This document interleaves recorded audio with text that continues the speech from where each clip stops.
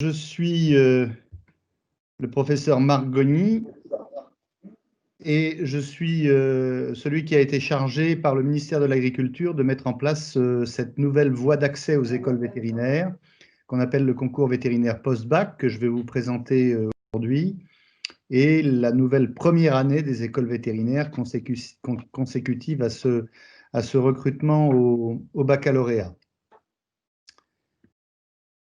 Pourquoi le ministère de l'Agriculture a-t-il été conduit à introduire cette nouvelle voie d'accès?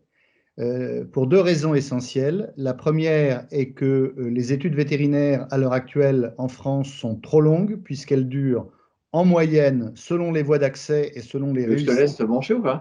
Si vous pouviez désactiver vos micros, s'il vous plaît. Selon les voies d'accès et selon les réussites au concours, elles durent en moyenne un peu moins de 8 ans et demi. Puisque la voie A, dite voie des prépas BCPST, il y en a qui intègrent au bout de 2 ans, on les appelle 3,5, et il y en a qui intègrent après une deuxième tentative de concours, donc 3 ans, on les appelle 5,5. La licence jusqu'à présent était en 3 ans pour le concours B, qui vient de l'université. Maintenant, on va les autoriser à nouveau après une validation de la L2. Et puis, toutes les autres voies d'accès sont également plus longues. Les études sont trop longues, notamment comparativement aux autres facultés ou écoles vétérinaires européennes, puisque la grande majorité des facultés européennes offrent des études en 6 ans après le bac ou équivalent, certaines 5 ans et demi, certaines 5 ans. Donc vous voyez que 8 ans et demi en moyenne, c'est une durée très très largement supérieure à ce qui se passe ailleurs en Europe. La deuxième raison, c'est une volonté de diversification sociale et territoriale de nos étudiants qui est à l'heure actuelle considérée comme inaboutie, avec des étudiants qui sont principalement issus des grandes métropoles. Beaucoup sont issus de catégories socio-professionnelles plutôt aisées et concentrés sur certains départements qui ont ces grandes métropoles. Alors bien sûr, nous avons, c'est un cas général, ce n'est pas l'absolu, mais nous souhaitions une diversification de ces profils d'étudiants. C'est d'ailleurs les deux raisons un peu liées, puisque seules les familles plus aisées peuvent offrir à leurs enfants des études relativement longues. Qui est concerné par cette nouvelle voie d'accès? Eh bien, les élèves qui sont actuellement inscrits en terminale, donc on les appelle des primo-bacheliers. Ce sont donc ceux qui vont passer le bac en 2021 ou dans l'hémisphère sud, par exemple la Polynésie, la Nouvelle-Calédonie, ceux qui le passent là au mois de décembre, c'est en 2020, mais c'est bien le bac de cette année. Cette voie est ouverte uniquement à la filière générale. La filière technologique n'est pas concernée par cette nouvelle voie d'accès. Et je reviendrai tout à l'heure sur les critères de recrutement. Nous allons exiger un excellent niveau scolaire parce qu'il faut être capable de suivre les études vétérinaires derrière. C'est long et difficile. Mais nous ne souhaitons pas uniquement des candidats issus des meilleurs lycées. Nous souhaitons également varier des profils intellectuels avec des étudiants ayant une très bonne agilité intellectuelle et dotés de qualités humaines et relationnelles avérées. Quelles sont les spécialités? Et on a beaucoup de questions là-dessus, et comment ça va marcher? Nous avons émis des recommandations qui ne font pas exception à celles qu'il y a également pour toutes les écoles d'agronomie et les écoles vétérinaires pour les voies d'accès actuelles. C'est-à-dire que nous recommandons en première la triplette SVT, ou son équivalent dans les lycées agricoles qui s'appelle biologie, écologie, SVT dans les lycées publics de l'éducation nationale et biologie, écologie dans les lycées agricoles. Et puis mathématiques et physique-chimie. Voilà. Nous recommandons fortement, plus fortement encore la biologie, SVT ou biologie-écologie, parce que faire des études à dominante biologique comme les études vétérinaires sans avoir fait de SVT en première et en terminale, c'est quand même un peu compliqué. Donc nous le recommandons fortement et nous émettons une recommandation pour maths et physique-chimie. Et en terminale, eh bien, nous recommandons d'avoir au moins une doublette constituée de SVT, physique-chimie ou équivalent, et éventuellement une option mathématique experte ou complémentaire.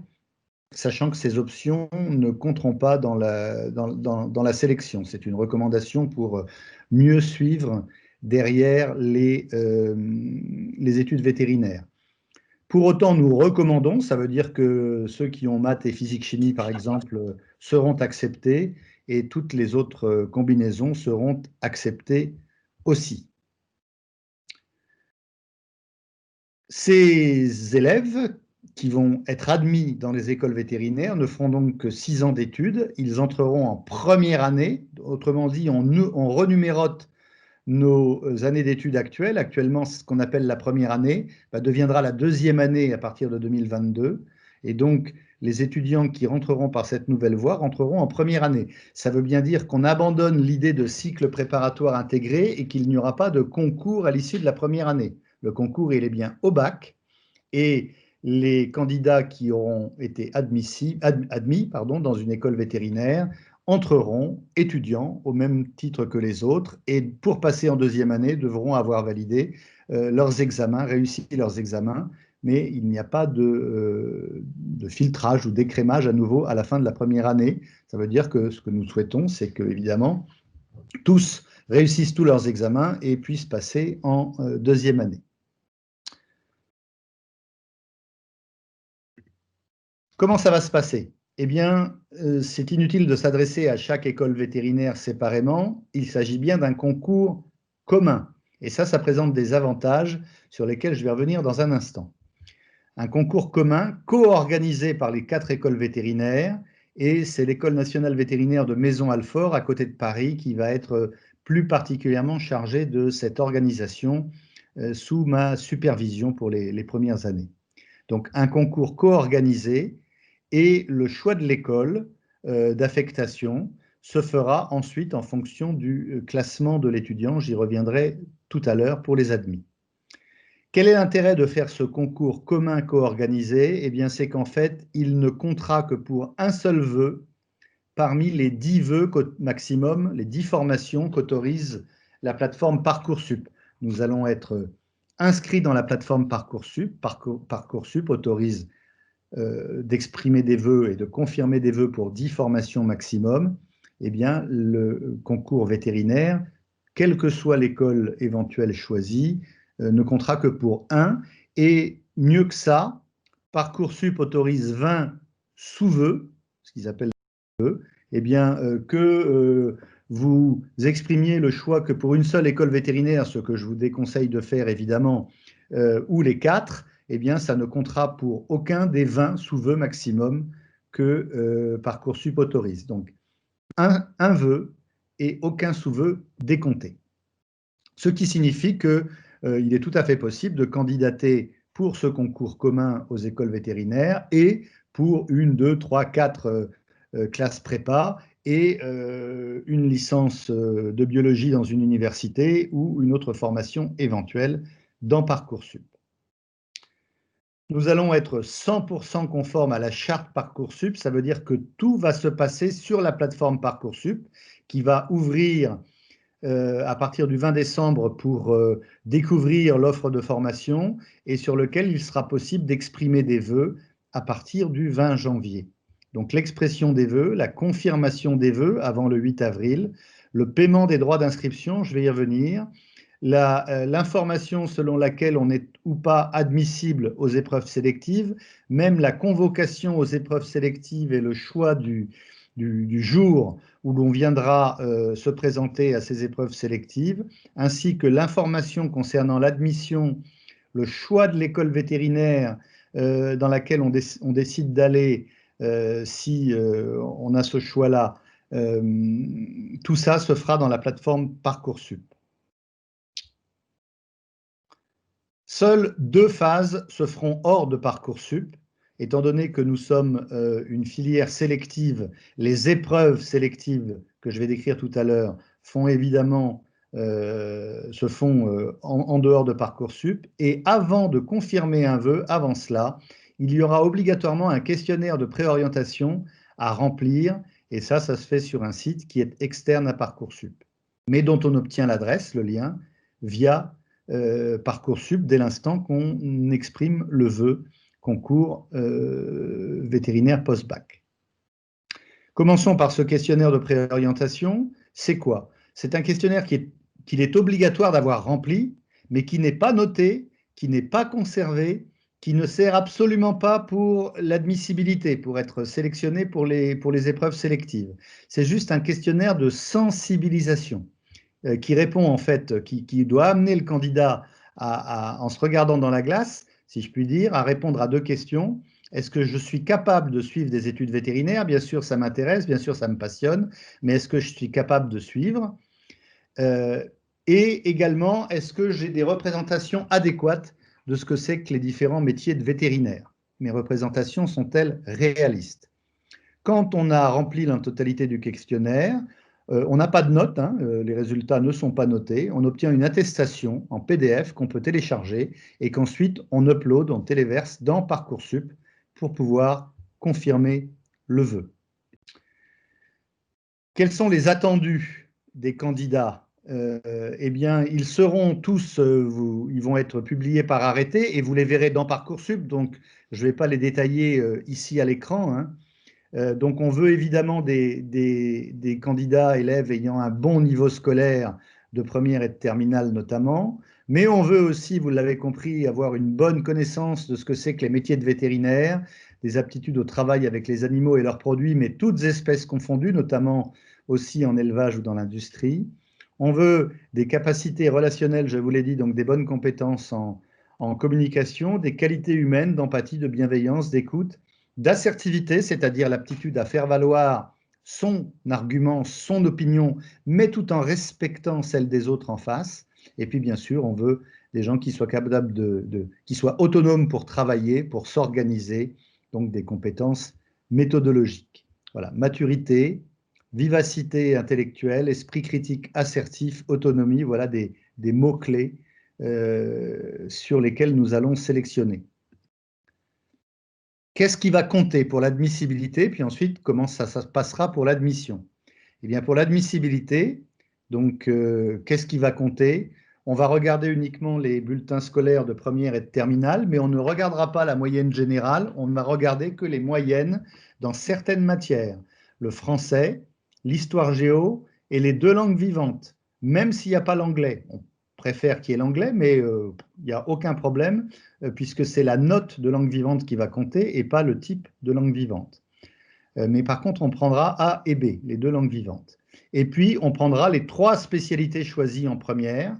Et comme on a fortement recommandé la SVT, il y aura un poids un peu plus important de la SVT, mais pas au point de, comment dirais-je, d'enlever toute chance à quelqu'un qui aurait choisi d'autres triplettes. Voilà. Et en terminale, nous allons conserver la note d'histoire géo, les 2 notes de langue vivante et les 2 notes des spécialités choisies.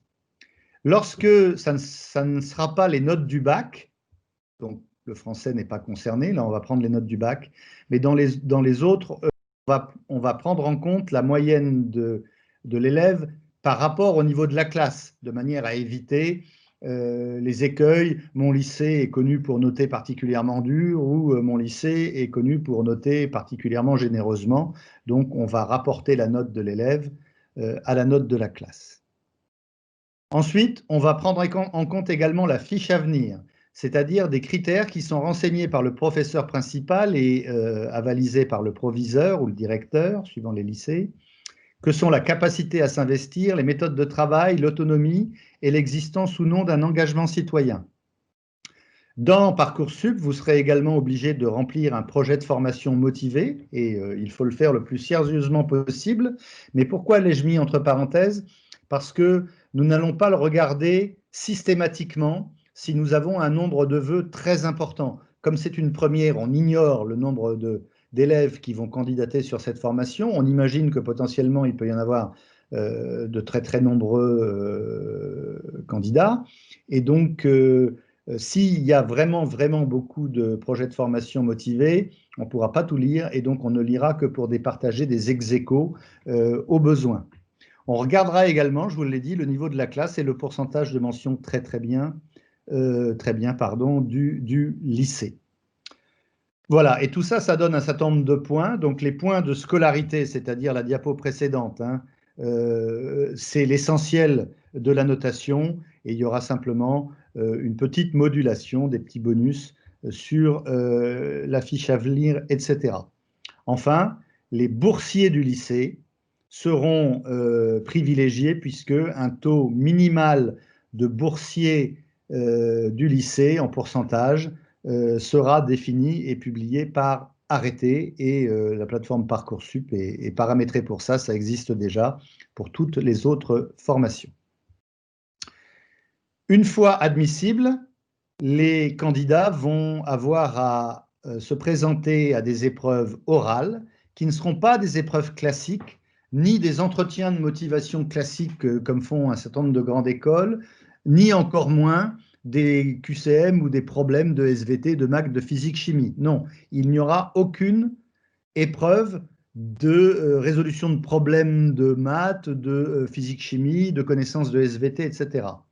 Ce sera ce qu'on appelle des mini-entretiens scénarisés, c'est-à-dire des petits scénarios où le candidat admissible aura un court texte de quelques lignes à lire pendant 2 minutes et commence à réfléchir dessus. Et ensuite, un examinateur va lui poser des questions en fonction de ce texte.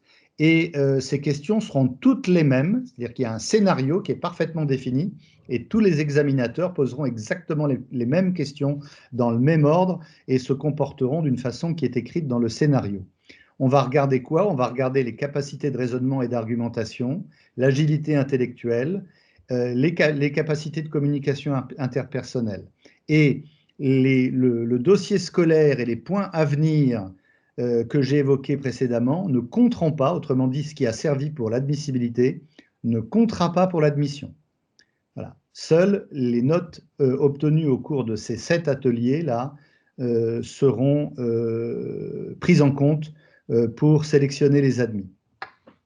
Alors là, je ne rentre pas dans le détail, mais il y a 7 ateliers, donc il y en aura un, par exemple, en rapport avec les connaissances du métier de vétérinaire et les capacités de raisonnement et d'argumentation par rapport à ça, et tout le monde animal. Il y en aura un sur des problèmes d'éthique et des problèmes sociétaux actuels, hein, des grands débats éthiques. Il y en aura un sur de l'éthique en rapport justement avec le bien-être animal. Il y aura de l'interprétation de données scientifiques, mais c'est vraiment des données qui ne nécessitent aucune connaissance ni de SVT, ni de physique-chimie, etc. Mais c'est comment est-ce qu'on réagit par rapport à des pourcentages qu'on donne ou des choses comme ça. Et puis, les deux seules petites épreuves qui changeraient éventuellement, c'est qu'il y aurait une épreuve d'habileté manuelle très simple, ne nécessitant aucun instrument de chirurgie, aucun instrument de bricolage particulier. C'est vraiment avec ses doigts et éventuellement une paire de ciseaux au grand maximum, mais c'est sur l'aptitude à disons, réaliser quelque chose de très très simple avec ses 10 doigts, tout simplement. Voilà. Et puis une épreuve de calcul arithmétique, parce que donc un produit en croix ou voilà, quelque chose d'aussi simple que ça qui est déjà fait depuis le collège et qui ne nécessite donc aucun bachotage particulier. Combien d'admissibles et combien d'admis? Nous allons convoquer donc 700 personnes aux mini-entretiens, aux épreuves courtes, hein, 700 admissibles pour 160 admis, 40 par école vétérinaire. C'est-à-dire que ça représentera, cette nouvelle voie d'accès, un quart des effectifs entrant dans les écoles vétérinaires. En 2021, 640 étudiants rentreront donc en septembre prochain par les voies actuellement existantes, mais ils entreront directement en deuxième année. Ça va être renuméroté dès le mois de septembre. Et les 160 admis par la voie post-bac rentreront en première année. Et puis à partir de 2022, il y aura à nouveau 160 étudiants dans le concours 2022, mais il n'y aura plus que 480 places pour les autres voies, puisque les 160 qui vont rentrer l'année prochaine rejoindront les 480 qui vont arriver pour faire un effectif total de 640. Nous n'augmentons pas une nouvelle fois les effectifs des écoles vétérinaires. Combien ça va coûter? il va être obligatoire de payer en ligne. Ça ne pourra pas être un chèque, ça ne pourra pas être un virement. C'est obligatoirement un paiement en ligne sur un site qui s'appelle Paybox et dont les candidats obtiendront les coordonnées à partir de la plateforme Parcoursup. Hein. Une somme assez modique qui est de 15 €. Elle est définie aujourd'hui, elle est de 15 €. À titre de comparaison, beaucoup d'écoles d'ingénieurs qui ont des épreuves sélectives, des entretiens, etc., c'est entre 80 et 200 €. Hein. Donc, nous, on veut de la diversification sociale, donc on a fait un tarif plus bas. En revanche, les boursiers du lycée ne seront pas exonérés de payer ces 15 €. C'est pour tout le monde. Point important aussi, aujourd'hui, les différentes voies d'accès aux écoles vétérinaires, on a deux chances. Quel que soit le concours, on a le droit à présenter 2 fois un concours d'entrée aux écoles vétérinaires. Ben là, on a une voie de plus, mais on a toujours 2 chances. Donc, un candidat ne peut se présenter plus de 2 fois, donc seulement 2 fois, au concours d'entrée, quelle que soit la voie choisie. Sauf que là, nous avons décidé que ça ne vaudrait que pour les 700 qui seront admissibles, pas pour tous les gens qui exprimeront un vœu dans Parcoursup. Donc, à partir du moment où un vœu sera exprimé dans Parcoursup, s'il est confirmé, c'est-à-dire j'ai payé les droits d'inscription, j'ai rempli mon questionnaire de préorientation dans les temps, etc., et si je suis admissible aux entretiens, je fais partie des 700, mais je n'ai pas la chance d'être admis dans les 160 que nous allons retenir. Eh bien, je peux me présenter par les autres voies de concours, après, plus tard. Hein. Je peux être admis, par exemple, en classe prépa ou à l'université, mais par contre, je n'aurai plus qu'une seule chance de présenter le concours. J'attire néanmoins votre attention sur le fait que les redoublements sur les autres voies de concours vont également se durcir parce qu'on a vraiment la volonté de réduire la durée moyenne des études vétérinaires.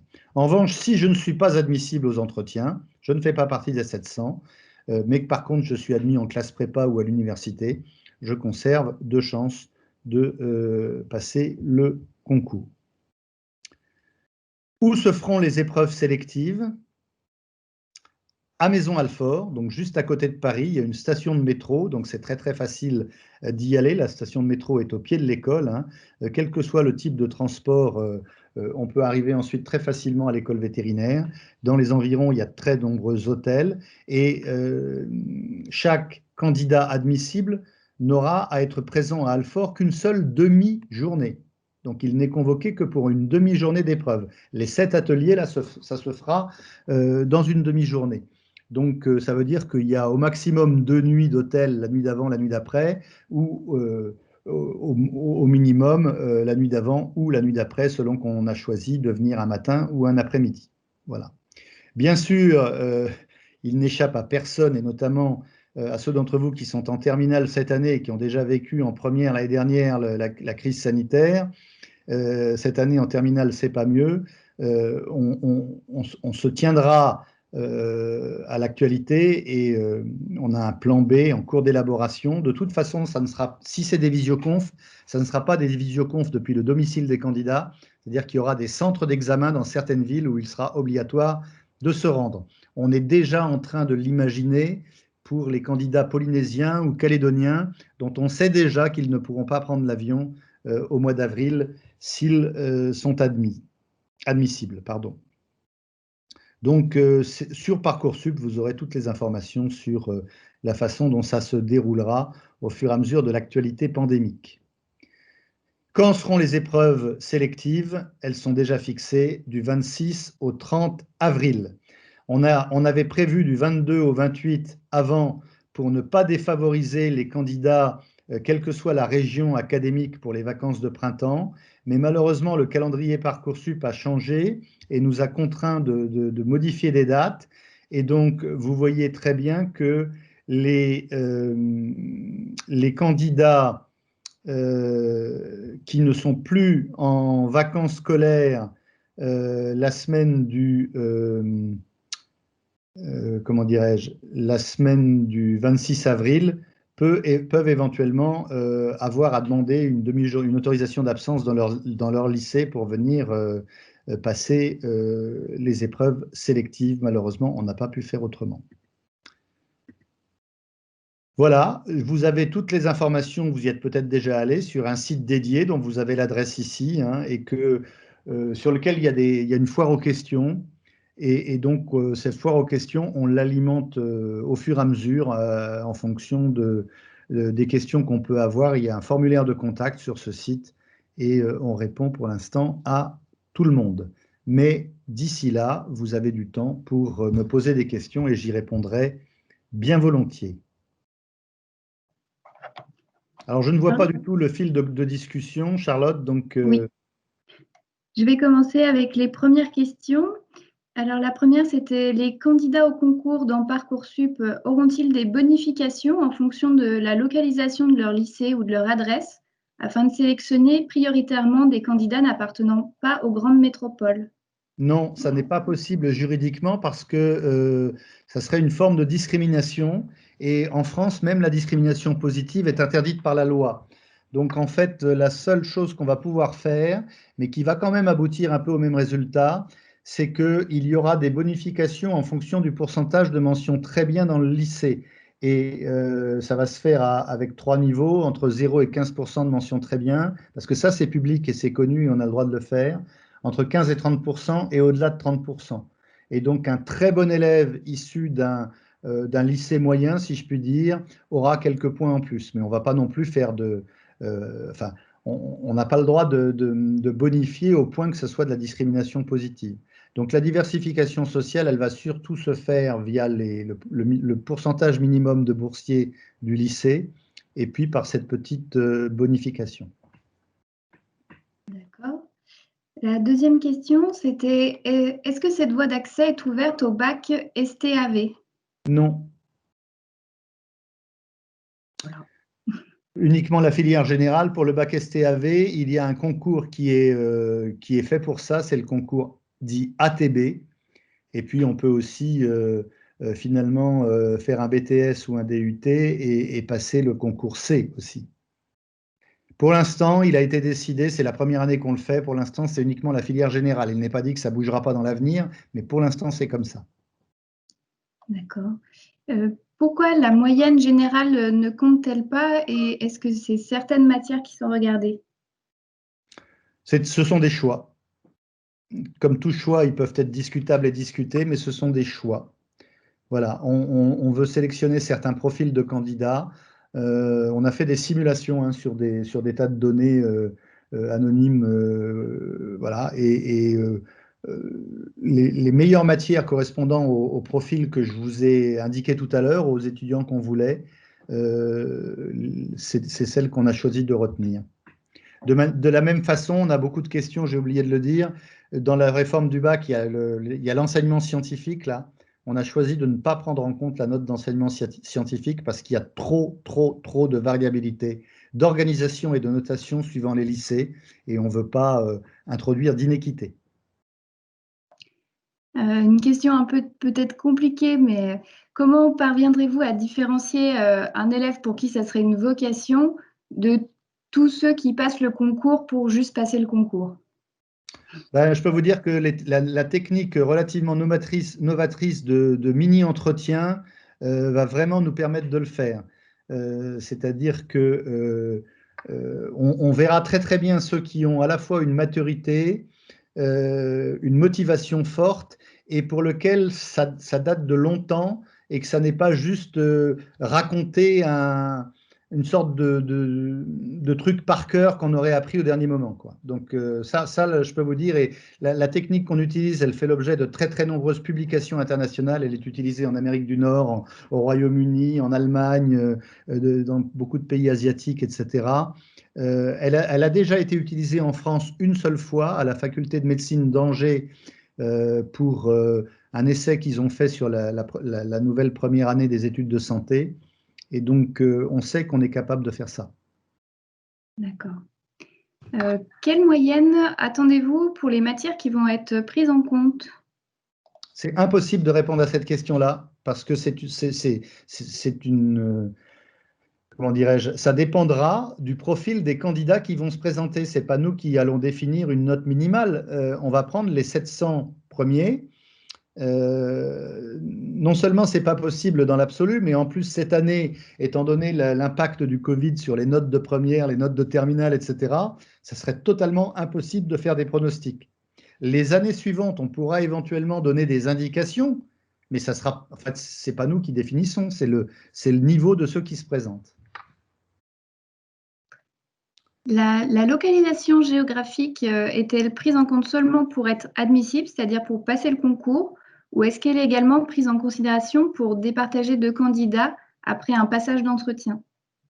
S'il y a besoin de départager, on n'exclut pas de le faire puisque le jury est souverain, hein, c'est un principe du droit français qui est très important, et qu'à ce moment-là, ben on aura les profils des gens. Parce qu'il y a par exemple une question d'Annie, les dossiers Parcoursup seront-ils anonymisés? Oui, ils le seront, hein. C'est-à-dire qu'on est complètement conforme à la charte Parcoursup, donc pour l'admissibilité, on ne connaîtra pas les noms des gens, etc. Par contre, pour l'admission, puisqu'on convoque les gens, bien sûr, on saura qui c'est, on pourra leur poser ces questions-là, et ça pourra être pris en compte. A priori, ça n'est pas une question qu'on va poser systématiquement, hein, mais pour départager, pourquoi pas. Les examinateurs, ce seront des professeurs de toutes des 4 écoles vétérinaires, hein, ils sont déjà connus, c'est des volontaires, ils sont déjà connus. Voilà. D'accord. La voie post-bac est-elle possible par Parcoursup après une première année en licence en sciences de la vie, par Non, exemple? j'ai été clair, ça ne concerne que des élèves qui sont inscrits en filière générale en terminale cette année et qui passent le bac pour la première fois cette année. D'accord. Et du coup, Une question très importante là que je vois de monsieur ou madame Giraud. Pour les lycées qui viennent d'ouvrir et qui n'ont pas d'antécédents, bien évidemment, on fera en sorte que ça ne soit pas pénalisant, hein. C'est très clair. Donc, il y a, voilà, il y a de très nombreux lycées qui ouvrent en France, étant donné le baby boom, là, donc bien sûr qu'on fera attention à ça. Pardon, Charlotte. non, pas de problème. Et combien de temps après les tests en avril pour le recrutement, est-ce que les personnes sont informées des résultats? Est-ce que vous le savez? Oui, bien sûr, je le sais. On est 100% conforme à Parcoursup. Donc, Parcoursup, je crois que dans le calendrier, il est prévu que les résultats tombent le 27 mai. Nous, en fait, on connaîtra les résultats dans les 2 jours ou 3 jours qui suivent, mais on n'aura pas le droit de communiquer des résultats, nous. C'est interdit par la charte Parcoursup. Donc, les candidats seront informés automatiquement par mail à l'adresse mail qu'ils auront donnée à Parcoursup le 27 mai. D'accord. Et là, j'ai peut-être oublié de dire comment ça va se passer. Donc, la majorité des candidats, j'imagine, vont avoir choisi les 4 écoles vétérinaires, hein, puisque ça compte pas pour des sous-vœux. Donc, on va d'abord informer par exemple, c'est pas encore défini, hein, mais par exemple, les 40 mieux classés, les 40 premiers parmi les 160. Et Parcoursup va informer que ces 40-là, qui auront donc le choix de l'école vétérinaire où ils ont vraiment envie d'aller. Et puis ensuite, une fois que ça va se remplir le lendemain ou le surlendemain, ça va aller très vite, hein. Le surlendemain, on va en informer 40 autres, etc. Et puis, bah, malheureusement, ceux qui sont classés entre 120e et 160e, s'il n'y a plus de place dans l'école vétérinaire de leur choix, ils seront obligés d'en choisir une autre. Ou alors, parce que Parcoursup le permet et parce que c'est l'esprit, de renoncer à ce concours, même en étant admis, et s'ils sont admis ailleurs, mais que ça leur correspond mieux géographiquement ou familialement, de choisir une autre formation. Très bien.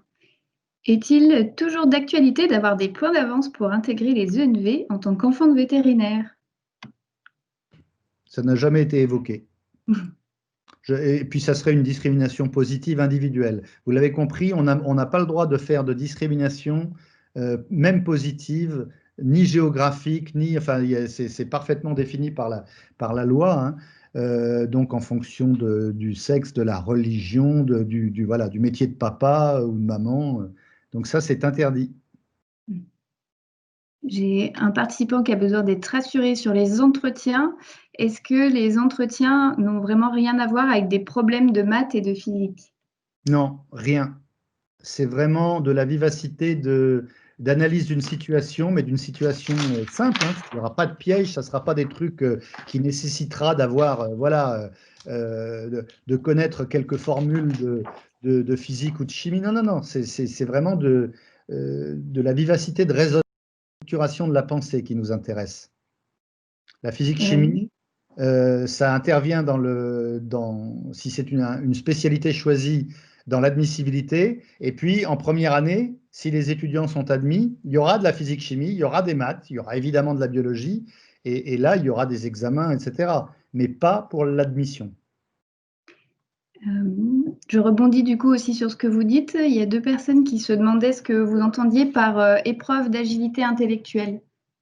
Parce que il faut réfléchir vite et bien, c'est-à-dire que c'est chronométré, et donc voilà, on veut des gens qui réfléchissent vite, voilà, qui sont capables de structurer un raisonnement rapidement. Et à ce sujet d'ailleurs, j'ai pas encore eu la question, c'est étonnant, j'en ai pas parlé. On a souvent la question, comment peut-on se préparer à ces épreuves-là? Nous ne souhaitons pas, il y a une chose que nous ne souhaitons clairement pas, c'est que des familles payent des officines privées il y a déjà des offres, alors que ces officines-là ne savent même pas comment ça va se passer les épreuves, qui proposent de faire payer pour entraîner candidats. On ne peut pas l'interdire, hein, chaque famille est libre de son choix, mais nous ne le souhaitons pas parce que ce qu'on veut, c'est vraiment que les gens viennent comme ils sont, voilà, plutôt que d'essayer de faire du bachotage. Mais par contre, il y a une chose qui va être très utile, c'est ce que les lycées organisent actuellement avec le plus grand sérieux, quel que soit le lycée, c'est la préparation du grand oral. Ça va être utile. D'accord. Est-ce qu'il est possible d'entrer en études vétérinaires avec un diplôme d'accès aux études universitaires? Non, pas pour l'instant. D'accord. Comment cela se passe-t-il pour les élèves français qui ont un diplôme autre que le bac français, les bacs internationaux notamment? C'est prévu, tout ça, ça sera dans le texte qui devrait d'ailleurs paraître assez rapidement. On va prendre en compte, il faut être français, enfin plus exactement, par la loi, il faudra être citoyen d'un pays de l'Union européenne ou de la Suisse. Donc si on est américain, par exemple, sans ces nationalités-là, on ne pourra pas. Mais par contre, un Français qui a grandi et qui vit à Los Angeles pourra tout à fait se présenter. Et là, ça ne sera pas dans Parcoursup. Enfin, ça sera via Parcoursup, mais il y aura obligatoirement pour ces candidats-là un traitement manuel des données parce que le système de notation, par exemple, n'est pas tout à fait le même. Donc il est hors de question que ces gens-là soient défavorisés. Donc dans Parcoursup, toutes les autres formations sélectives le font, on va le faire aussi. Très bien. La voie d'admission par Parcoursup est-elle réservée uniquement aux élèves passant le bac en 2021 ou les étudiants en post-bac à l'heure actuelle peuvent-ils y prétendre? Et Non, à quelle date seront envoyées les convocations pour la sélection d'avril?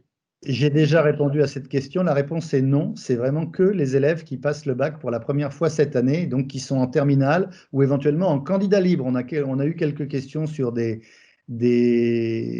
élèves qui passent le bac par le CNED en candidat libre. Ça, c'est possible, comme les Français à l'étranger. Mais par contre, si on a passé le bac les années précédentes, ce n'est pas possible. Quand on saura, eh bien, le calendrier Parcoursup l'impose. C'est Parcoursup qui va informer les gens. Donc, la clôture des vœux, c'est le 8 avril. Et il va falloir un petit peu de temps quand même pour qu'on examine les dossiers, etc. À l'heure actuelle, on ne sait pas encore, mais les résultats, ça sera probablement le 17, le 18 ou le 19 avril, ce qui va donner un délai relativement court pour arriver le 26. Hein. Donc, mais c'est tout le calendrier Parcoursup qui nous impose ça. Hein. C'est pareil pour toutes les écoles ou formations qui ont des épreuves sélectives.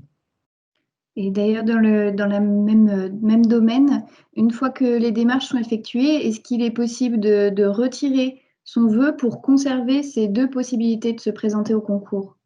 À partir du moment où ça se passe avant le 8 avril, vous pouvez retirer votre vœu. À partir du moment où les inscriptions seront closes, c'est-à-dire après le 8 avril, ça n'est plus possible. Très bien. En revanche, En revanche, si un candidat est admissible parmi les 700, mais qu'il a par exemple un problème médical grave qui l'empêche de se présenter aux épreuves d'entretien, etc., le jury a tout à fait l'attitude d'annuler cette candidature et de laisser ces 2 chances au candidat, hein. Donc, ça, c'est possible. Ensuite, j'ai 2 questions un peu plus précises sur des parcours. J'ai un étudiant qui est du coup en STAV et est-ce qu'il demande s'il faut qu'il redouble en S agricole s'il veut accéder à Parcoursup ou s'il peut quand même passer un bac cette année?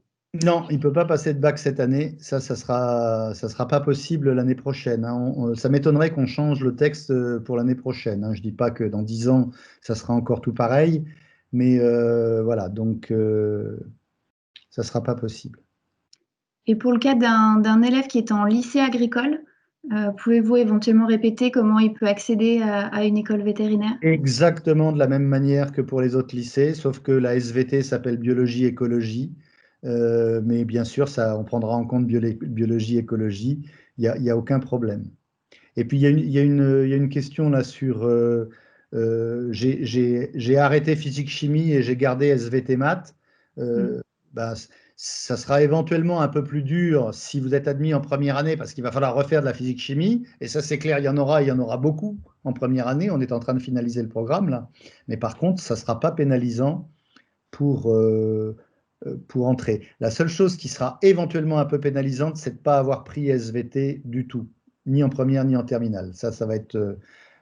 il va falloir vraiment avoir des notes excellentes partout ailleurs pour pouvoir passer. C'est possible, mais il faudra des notes excellentes.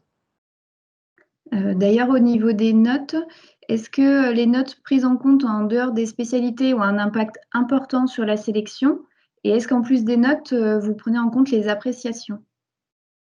On ne prend pas en compte les appréciations parce que ce n'est pas possible, vu le nombre de dossiers qu'on va avoir. C'est un peu comme pour le projet de formation motivée, hein. Donc, c'est uniquement la note relative à la note de la classe, à la moyenne de la classe, hein. Les appréciations, on les prendra en compte dans la fiche à venir. Oui. Voilà. Alors, la question de monsieur ou madame Durieux, on l'a très souvent, donc j'y réponds. Si on a choisi maths expert, c'est-à-dire si on a fait des options en première ou en terminale, est-ce que ça va compter? Non, ça ne va pas compter pour l'admissibilité. On ne prendra en compte que les notes des 3 spécialités de première et des 2 de terminale. Mais par contre, les gens qui ont choisi ces options-là sont en général des gens qui acceptent des surcroîts de travail, etc. Donc, lors des entretiens, ça pourrait être dit parce que c'est un plus. Et puis, clairement, ça aidera en première année à suivre le rythme parce qu'il y aura moins de remise à niveau à faire, hein. Voilà. Regardez-vous les CV ou lettres de motivation? Ça rejoint Non, la même non. question. Enfin, le projet de formation motivé, oui, on le regardera si on a besoin de départager des ex-aequo. Pour Hélène, les 25%, ça ne compte que pour 2022. Cette année, sur le concours post-bac, 100% viennent de Parcoursup, hein, c'est clair, en première année. Mais quand ils arriveront en deuxième année, les 160 qu'on aura admis, ils ne représenteront que 25% des effectifs de la deuxième année. Les autres, ils arriveront en deuxième année, après la classe prépa, après l'université, etc. Et ils représenteront 75% des effectifs. Donc 40 plus 120 venant des autres voies, ça fera la deuxième année 2022. Au niveau des licences, quel L2 est préférable de faire, le 2B, 2M, BCP ou BOPE? Je ne suis pas habilité à répondre à cette question-là. Posez-la ailleurs dans le forum au directeur des formations. Luc, il a une conférence, Charlotte? Oui, tout à fait, dans le cursus vétérinaire. Voilà, et il y a des questions sur le concours B. Oui. Enfin, il y a des exposés sur le concours B. Oui, Voilà. oui, ils exposent tous les concours. D'abord, ce n'est pas dans ma mission, et puis d'autre part, ça dépend complètement des universités, parce qu'en fait, derrière un intitulé, il peut y avoir quand même différentes choses, donc je laisserai répondre. On a encore une question sur la discrimination. Dans le cadre d'un établissement où les élèves les plus aisés sont rassemblés dans une même classe, un élève performant est donc discriminé s'il est en milieu de classe alors qu'il aurait peut-être été pris premier dans une autre.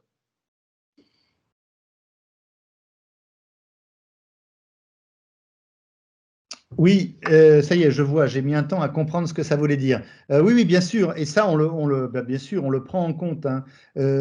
D'ailleurs, ce que je voulais vous dire, c'est qu'on on n'a pas inventé notre processus de toute pièce. On est allé interviewer et interroger de très, très nombreuses grandes écoles qui recrutaient déjà sur épreuve sélective sur APB, là, l'ancien système, et puis qui recrutent depuis quelques années sur Parcoursup pour regarder comment ils faisaient, hein. Et il est évident qu'on ne veut surtout pas être inéquitable. Quelle importance sur la fiche à venir par rapport au dossier? Aujourd'hui, les pourcentages ne sont pas encore totalement définis. Le jury ne s'est pas encore réuni. Il faut attendre que les textes paraissent pour pouvoir le faire. Mais ça va pas être, ça va pas être une pondération. Ça va être voilà, de l'ordre du petit bonus, quoi. L'essentiel, ça reste quand même le niveau scolaire, les notes de français, histoire géo, langue, et puis surtout des notes de spécialité que j'évoquais tout à l'heure.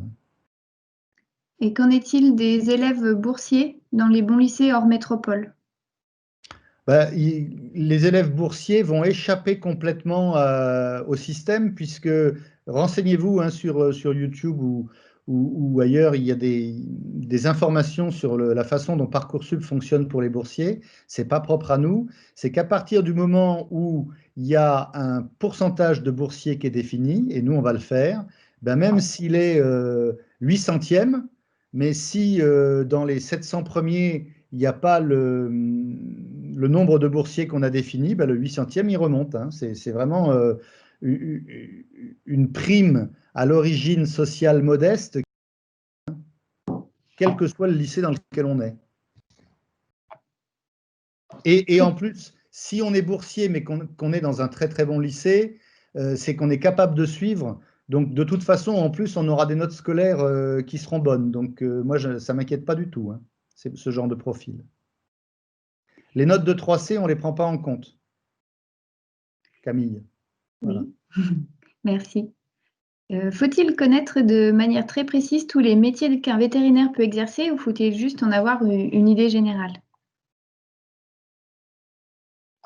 Juste, je complète sur les E3C. Dans les matières qui nous intéressent, on aurait éventuellement pu, mais étant donné qu'il y a trop d'incertitudes là-dessus, c'est en train de bouger. Le ministre de l'Éducation nationale s'adapte à la crise sanitaire, hein. Voilà, donc pour l'instant, on va plutôt prendre les notes du bulletin des 3 trimestres de première et des 2 premiers trimestres de terminale. C'est ça que je voulais dire, hein. C'est pas qu'on a quelque chose contre les E3C, hein, mais c'est que ça change un peu trop.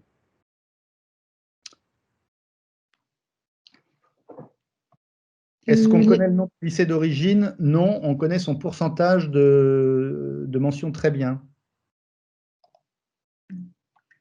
Sur quels critères repose votre technique lors des ateliers de 10 minutes? Je l'ai déjà dit, hein, sur des critères qualitatifs qui sont notés, hein, sur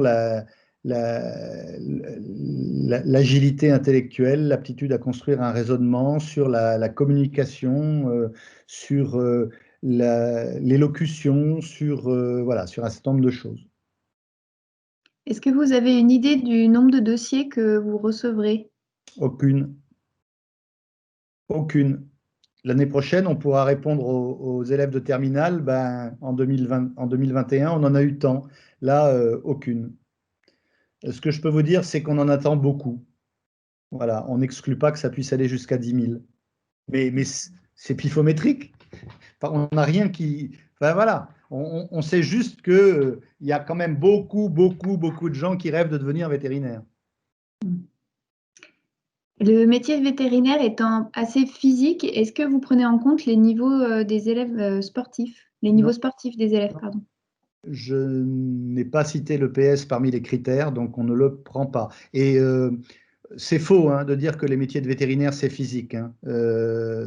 C'était vrai c'était vrai dans la première moitié du XXe siècle, quand il n'y avait pas encore les techniques d'anesthésie moderne, quand il fallait être capable de… Mais maintenant, on a parmi nos étudiants et nos étudiantes des gens qui ne sont pas des champions d'athlétisme et qui se débrouillent très très bien, y compris chez des vaches ou sur des chevaux, hein. Donc, voilà. Par contre, il faut être habile de ses mains parce que contrairement à un médecin qui, s'il veut devenir chirurgien, c'est une spécialité complémentaire, etc. Tous les vétérinaires, en tout cas tous ceux qui sont praticiens, ils ont un peu de chirurgie à faire. Donc, et puis de toute façon, ils ont des cathéters à poser, des prises de sang à faire, etc. Donc, on s'est aperçu que dans les voies actuelles de sélection, on sélectionne de bons cerveaux, mais avec des gens qui sont éventuellement moins capables de se servir de leurs 10 doigts. Donc, c'est pour ça qu'on met ça comme épreuve, hein. Les notes du bac aux spécialités passées en mars seront-elles prises en compte? Vous pouvez répéter? Les notes du bac aux spécialités passées en mars seront-elles prises en compte? Oui, bien sûr. À chaque fois qu'on pourra prendre les notes du bac, on les prendra.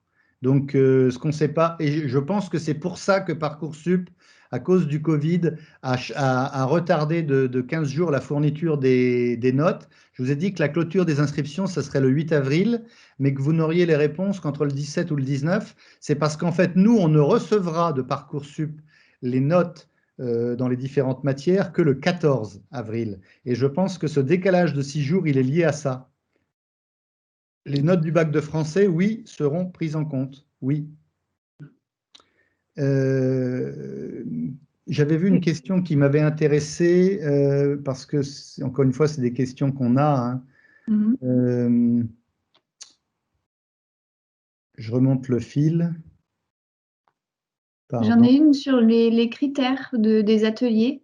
Sur quels critères votre technique lors des ateliers des 10 minutes? Ben ça, j'ai Évaluer déjà cet répondu, atelier. hein.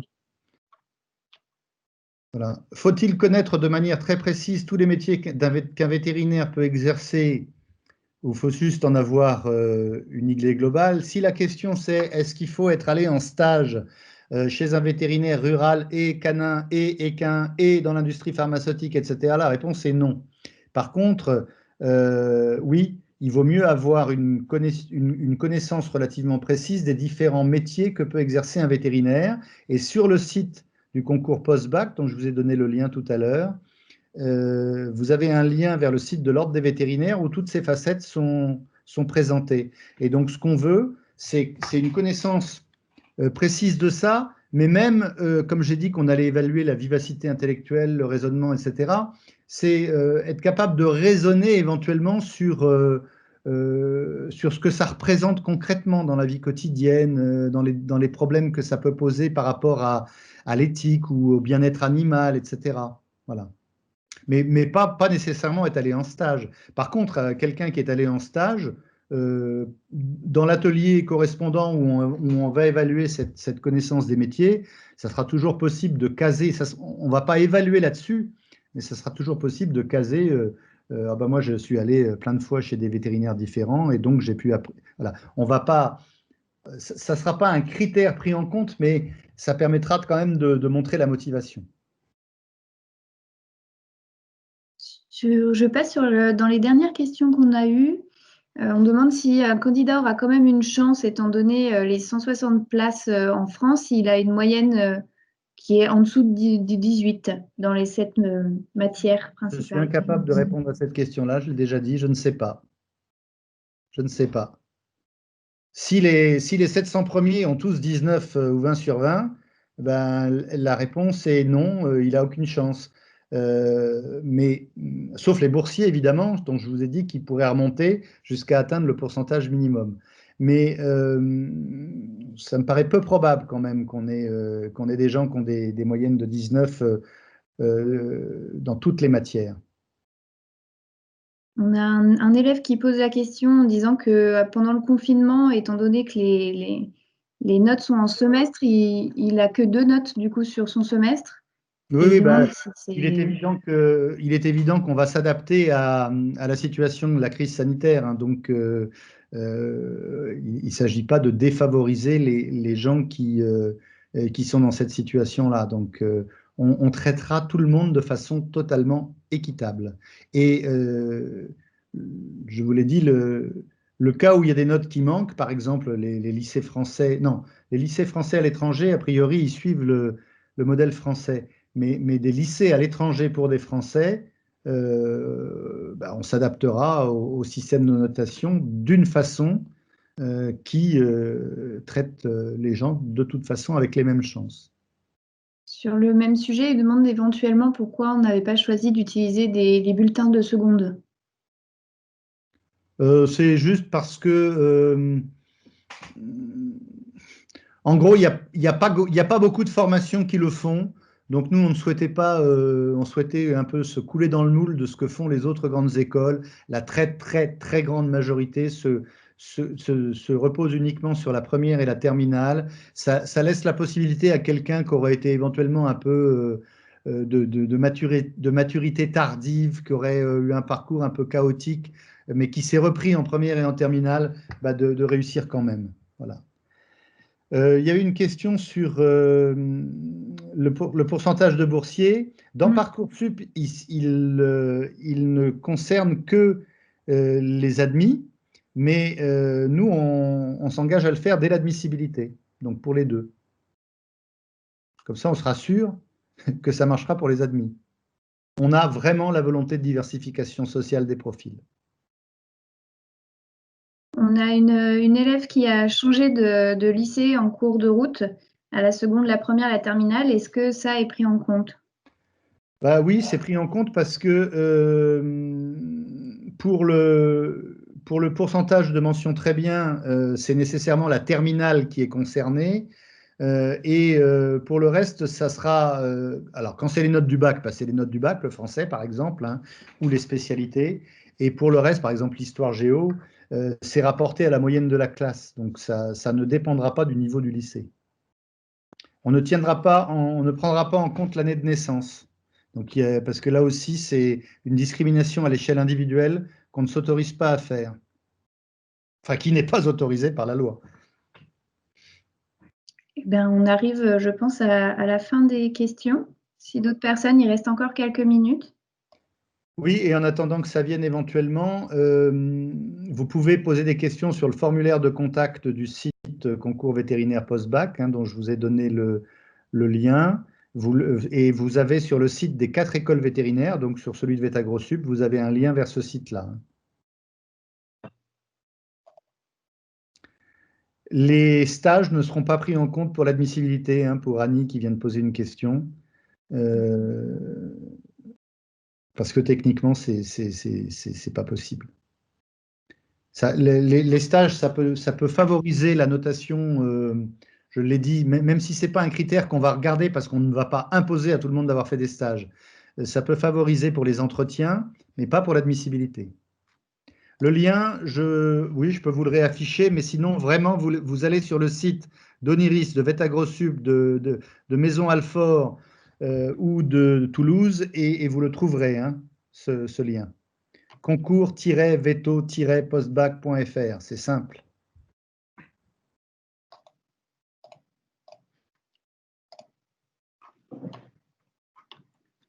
Petite parenthèse, c'est également sur ce site que se rempliront les questionnaires de préorientation. Mais selon des modalités qui ne seront définies que dans Parcoursup, c'est-à-dire qu'on sera obligé de passer par Parcoursup pour y aller, sinon on n'aura pas d'accès vers la partie du site où il y aura le questionnaire. Je viens de mettre dans le fil de discussion le lien vers le site. Question sur la diversification des profils qui permettra de répondre aux besoins de la profession. Oui, sinon on ne le ferait pas, hein. Et tout ça se base sur des analyses prospectives relativement importantes qu'on a faites, hein. Il y a une question qui n'a pas été posée et à laquelle je vais répondre quand même. Il a pu être dit ou écrit malheureusement à certains endroits ou sur certains sites que cette filière-là, elle était destinée à former des vétérinaires ruraux. En aucun cas,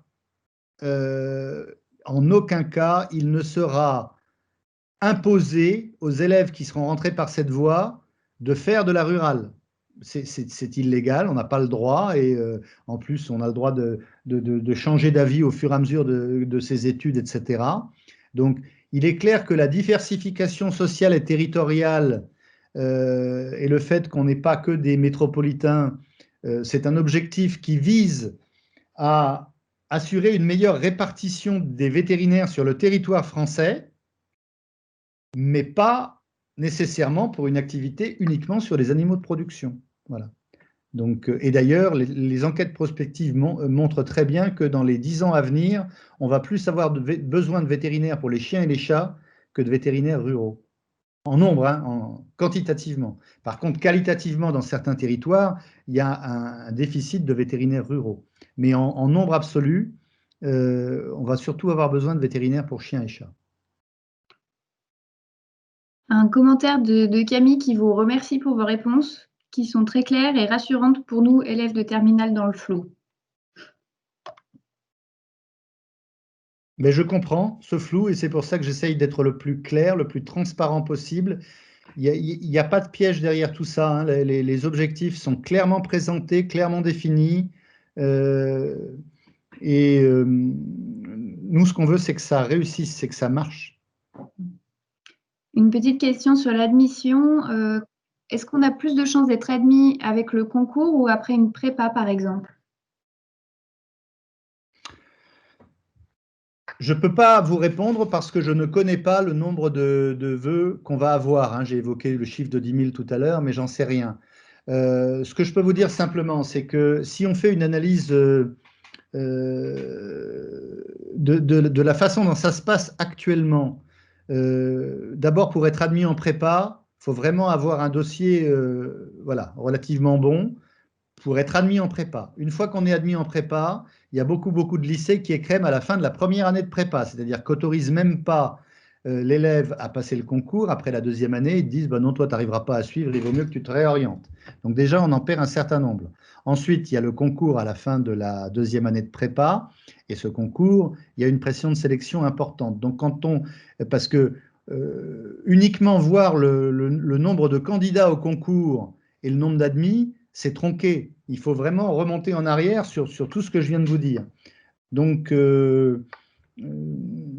voilà, je ne peux pas dire que telle ou telle voie serait plus facile ou pas, puisque je ne connais pas le nombre de candidats au concours. Ce que je peux vous dire, c'est que c'est difficile par les autres voies. Et en plus, pour la classe prépa, il va y avoir une évolution très nette dans les années qui vont venir, là, pour diminuer le nombre de 5,5, c'est-à-dire d'étudiants qui vont être autorisés à passer le concours une deuxième fois par la prépa. Ils seront toujours autorisés à le passer 2 fois en allant à l'université, etc. Mais ils pourront plus difficilement redoubler leur deuxième année de prépa.